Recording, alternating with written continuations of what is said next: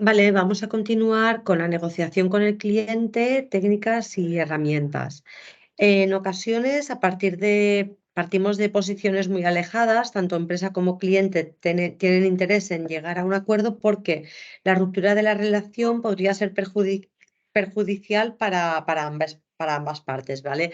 Hemos visto cómo se trataban las quejas presenciales, las quejas por escrito que son más elaboradas y ahora vamos a ver la negociación, ¿de acuerdo?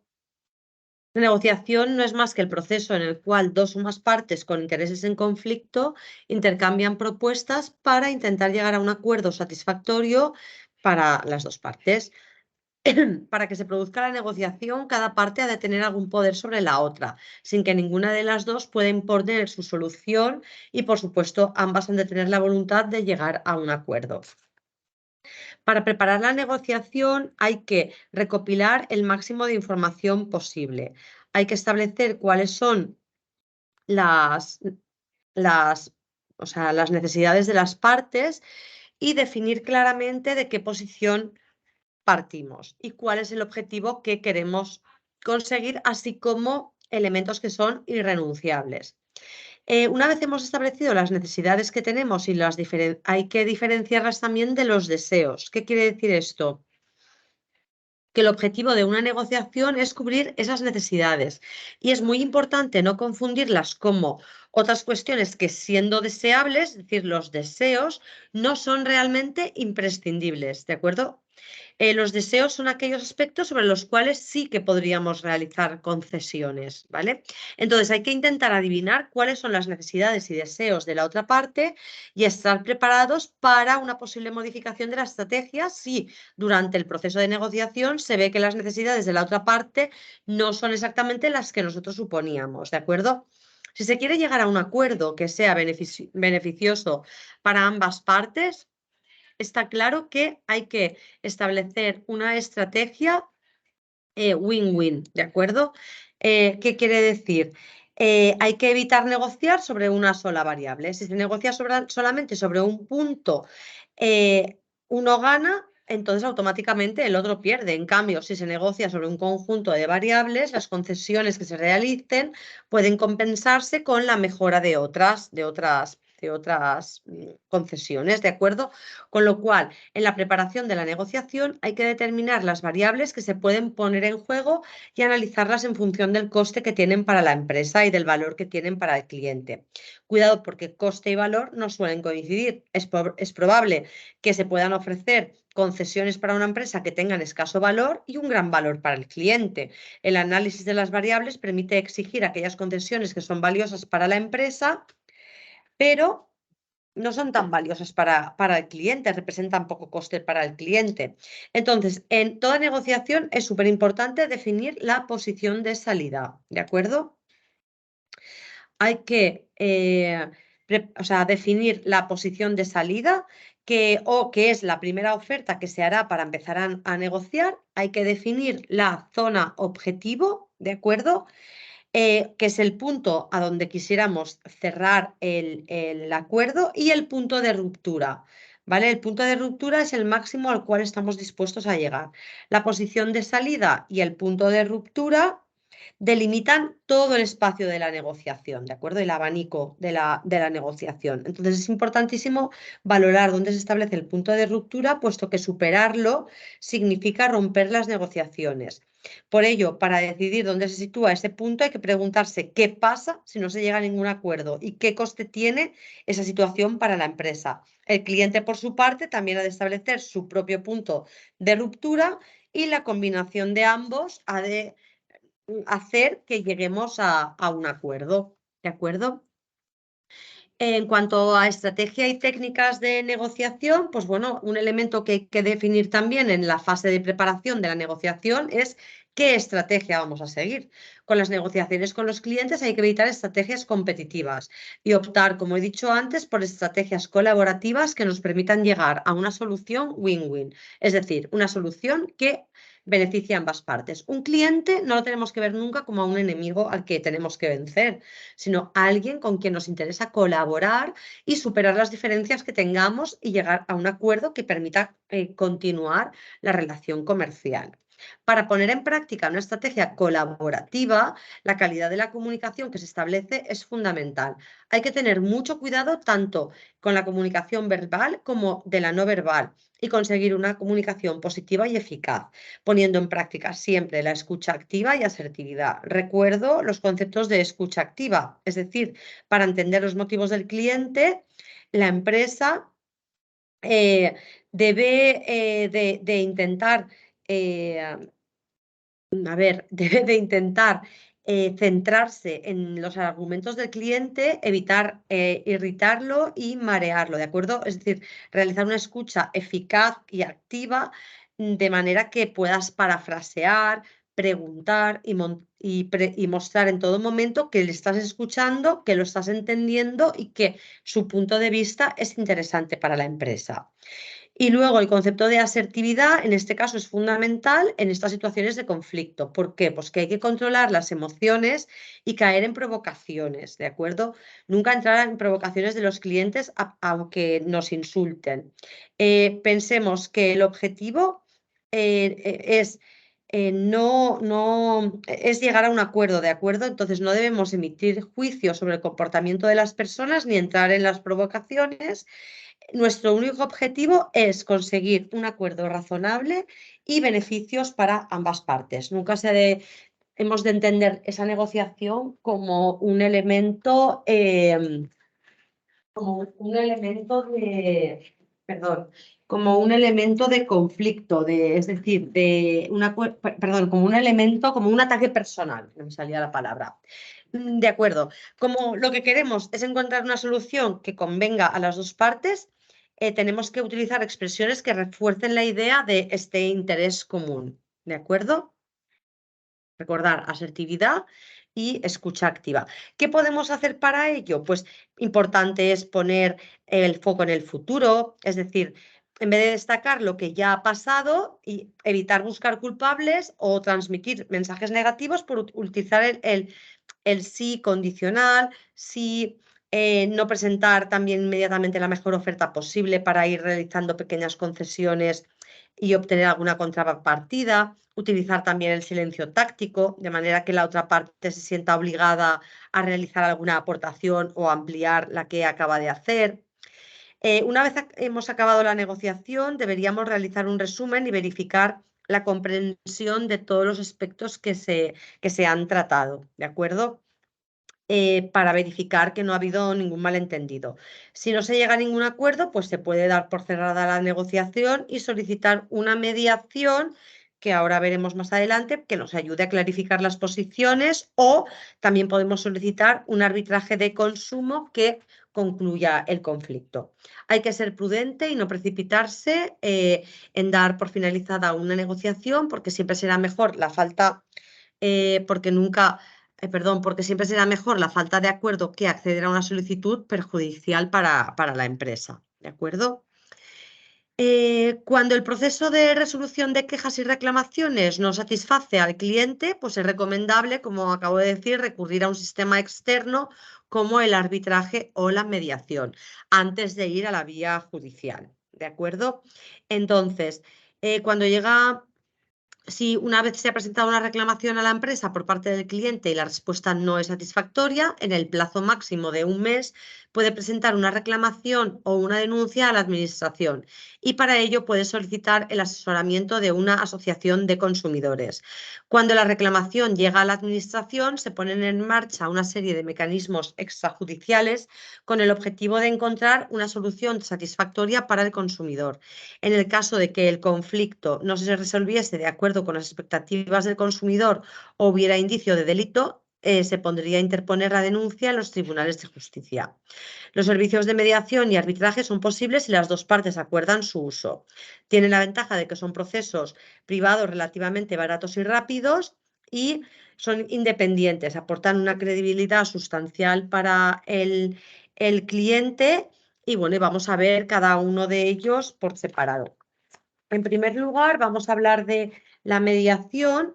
La mediación de consumo es un procedimiento voluntario de resolución extrajudicial de conflictos mediante el cual las personas consumidoras y las personas usuarias y las empresas con las que se relacionan promueven la obtención de una solución consensuada a un conflicto, con la intervención de una persona mediadora formada en mediación que actúa de manera imparcial, experta y neutral. ¿De acuerdo? Tenemos 7 principios en la mediación, ¿vale? 7 son los principios de mediación. El primero es la voluntariedad. Las partes son totalmente libres de acogerse a la mediación y también lo son de desistir en cualquier momento. Imparcialidad. La persona mediadora tiene el deber de ser imparcial y, en consecuencia, ha de ayudar a los participantes a conseguir los acuerdos pertinentes sin imponer ninguna solución ni medida concreta. Si la persona mediadora tuviera algún conflicto de intereses con las partes, debería declinar la intervención o se puede solicitar declinar su intervención. ¿De acuerdo? El tercero es la confidencialidad. El tercer principio es la confidencialidad. La persona mediadora y las partes tienen la obligación de no revelar las informaciones que conozcan como consecuencia del procedimiento de mediación. Los actos y los documentos que se elaboren durante este proceso tienen el carácter de reservado. Las partes, de manera expresa y por escrito, pueden dispensar del deber de confidencialidad a la persona mediadora, pero sin esa autorización no se podría. La buena fe. La persona mediadora y las partes han de actuar de acuerdo con las exigencias de la buena fe legal, ¿de acuerdo? Universalidad. La competencia de las administraciones públicas para llevar a cabo una mediación se extiende a cualquier asunto que afecte a las personas consumidoras, con las excepciones establecidas en las leyes, ¿de acuerdo? En nuestro caso, cualquier empresa, o sea, consumidor y usuario que has comprado un producto o contratado un servicio de una empresa a nivel general estaría dentro. Hay excepciones, ¿de acuerdo? Que establece la ley. Vale, el siguiente paso es la universalidad. Vale, no, perdón, la territorialidad, el sexto. Las entidades acreditadas se han de ajustar a lo previsto en el decreto siempre que los hechos se hayan producido en la Comunidad Valenciana o en una de las partes que tenga el domicilio de la comunidad. En los apuntes lo tenéis, ¿de acuerdo? Transparencia. Las partes en conflicto, antes de iniciar el procedimiento, han de recibir toda la información necesaria para tomar una decisión con conocimiento de causa. Recordemos que la mediación es un procedimiento alternativo de resolución de conflictos que, a diferencia del procedimiento judicial o del arbitral, que ahora vamos a ver, son las mismas partes confrontadas las que otorgan el acuerdo. ¿De acuerdo? Solamente hay un mediador que los guía, pero el acuerdo llegan ellos, ¿vale? Bueno, el arbitraje ahora llegaremos. Por lo tanto, el acuerdo siempre será propuesto por las partes implicadas y nunca impuesto por un tercero. ¿De acuerdo? Con lo cual, la mediación fomenta las relaciones entre las partes y da lugar a acuerdos creativos. Antes de iniciar una mediación, las partes han de tener en cuenta que, por tal de que la mediación prospere, ambas partes han de ceder en alguna de sus pretensiones. Si no están dispuestos a ceder, pues no se podría llevar a cabo ninguna mediación. En ningún caso serán objeto de mediación de consumo los conflictos que concurran en circunstancias de intoxicación, ¿vale? Lesión, muerte o indicios relacionados de delito. Y si no se llegara a un acuerdo favorable, que puede ocurrir, ¿de acuerdo? Un acuerdo que favorezca a las dos partes, pues se plantea la posibilidad de someter la controversia a la decisión de un órgano arbitral y si no, se da. O sea, si se puede continuar con el proceso arbitral, perdón, y si la empresa no acepta la vía del arbitraje de consumo, se archivan las actuaciones y el consumidor tiene la opción de dirigirse a los tribunales ordinarios de justicia. ¿De acuerdo? Vamos a ver ahora los procedimientos de arbitraje. ¿De acuerdo? El procedimiento de arbitraje lo tenemos, ¿vale? A ver, para que se pueda realizar un proceso de arbitraje, la empresa o profesional debe de estar adherido a un sistema de arbitraje, si no, no se podría realizar, ¿de acuerdo? Entonces, el sistema de arbitraje es también un sistema externo que, al igual que la mediación, sería el paso previo o, bueno, en este caso no, si no queremos acudir a la vía judicial, ¿de acuerdo? Si no queremos acudir a la vía judicial, tenemos la opción de la mediación o del arbitraje. Si una vez se ha presentado una reclamación a una empresa, no se recibe una respuesta satisfactoria, se puede solicitar, como había dicho antes, en el plazo de un mes, el asesoramiento del arbitraje en este caso, ¿de acuerdo? Entonces, eh, solamente se pueden realizar estos procesos de arbitraje si la empresa está adherida, ¿vale? Eh, la empresa que está adherida, pues tiene algunas ventajas. ¿Por qué? Pues los consumidores y usuarios tienen más confianza en esas empresas. Los procedimientos derivados del servicio de mediación eh, suministran una confirmación muy creíble y los conflictos se pueden resolver rápidamente sin publicidad adversa y además conducen significativamente, se reducen, perdón, las costas legales o administrativas. El sistema arbitral de consumo es un sistema extrajudicial de resolución de conflictos que surgen entre consumidores y usuarios con empresas y profesionales, y para que un conflicto de consumo pueda resolverse mediante el arbitraje, la empresa debe de estar adherida al sistema arbitral, ¿de acuerdo? Es decir, debe de haber comunicado expresamente a la Junta Arbitral de Consumo su decisión de someter sus conflictos al arbitraje, ¿de acuerdo? Vale. El sistema arbitral, vale, esto es lo que he montado. La empresa o profesional debe estar adherido al sistema arbitral y su laudo es vinculante. El laudo es como una sentencia en lo judicial, ¿de acuerdo? Es vinculante, quiere decir que obliga a las partes. Las empresas adheridas las podemos diferenciar porque tienen este distintivo en el establecimiento, ¿vale? A ver, tampoco pueden ser objeto del arbitraje de consumo los casos donde concurra intoxicación, lesión o muerte, o aquellos donde existan indicios racionales de delito, por ejemplo, una intoxicación en un restaurante, negligencias médicas, estafas, ¿de acuerdo? Esto no se podría llevar a cabo. Pero es importante dejar claro que los conflictos que sean resueltos por el sistema arbitral de consumo no pueden presentarse de nuevo ante los tribunales ordinarios de justicia, ¿de acuerdo? Recordemos que si llevamos a cabo una mediación, que es un mediador, un tercero, el que nos puede reconducir a que lleguemos a un acuerdo que nunca nos va a imponer, aquí sí, aquí nos imponen un laudo que tiene la misma validez que una sentencia y ya no podríamos reclamar ante los tribunales. En cambio, si realizamos una mediación, sí. Vale. ¿Qué más no puede ser objeto de arbitraje de consumo? Pues cuestiones sobre las que exista resolución judicial firme y definitiva, es decir, al contrario, si ya hemos ido a los tribunales, ya no podemos ir al servicio de arbitraje. Tampoco se puede realizar en casos en que en la legislación deba intervenir el Ministerio Fiscal o, por lo que he comentado antes, lesión, muerte o delito. Vale. Seguimos. Vale.